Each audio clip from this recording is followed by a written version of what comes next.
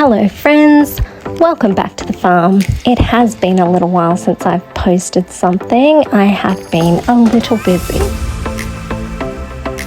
We have finally finished the excavations on our J-ponds, so my task is to place all our housing and habitat back into them before we fill them up.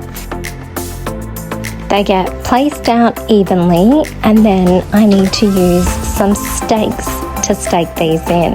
Otherwise, when the water gets put in this pond, all their housing will float to the top. And we definitely don't want that, so let's put the stakes in.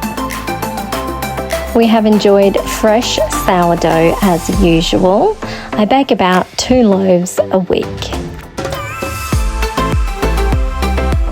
Recently, we had a phone call from a school and they were down in Port Macquarie and they have accidentally killed all their Redclaw in their tanks and are looking to restock. So these tiny, teeny little fellows are going down to them to restock their tanks. A lot of schools actually study Redclaw, and I hear it's because they can go straight in the bin if they die, whereas other animals have to go through vigorous biosecurity regulations to get disposed of. So we have a nice mix, boys and girls, 60 of these guys heading down to Port Macquarie. Spring has sprung and the weather is glorious. Something tells me that summer is going to come hard and fast. So I've slashed some of our paddocks so all the hay can come up and go onto our orchard, which will mean that the soil will be protected around those plants and they will retain more moisture through those warmer summer months.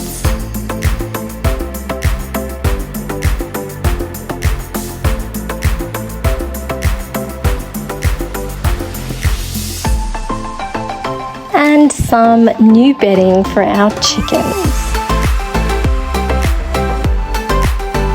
Also, one thing I do is to make use of where the chickens have scratched up a patch and there's no longer grass, I throw a few seeds in there and put some mulch on top. So buckwheat, chickpea, rye and lentils.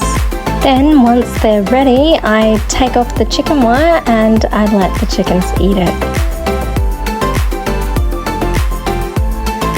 Oh, and spring is definitely here, and one thing I did not do was put another box on my beehive, which means my bees have swarmed and they're now in our neighbour's macadamia nut tree. I did attempt to cut them down and catch them, but they did not stay in the new hive. Another unfortunate thing happened this week. We must have had one of our downpipes out of our tanks pushed out, which has meant a frog has gotten in there and died. Obviously, we could smell it in the water, but it does mean we're going to have to dump all this water and pray for rain. On a positive note, I managed to get some potatoes in the ground.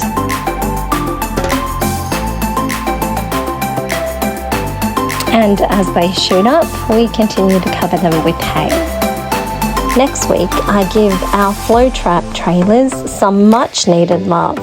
I repair them and get rid of the rust. So stay tuned. Thanks for watching, guys.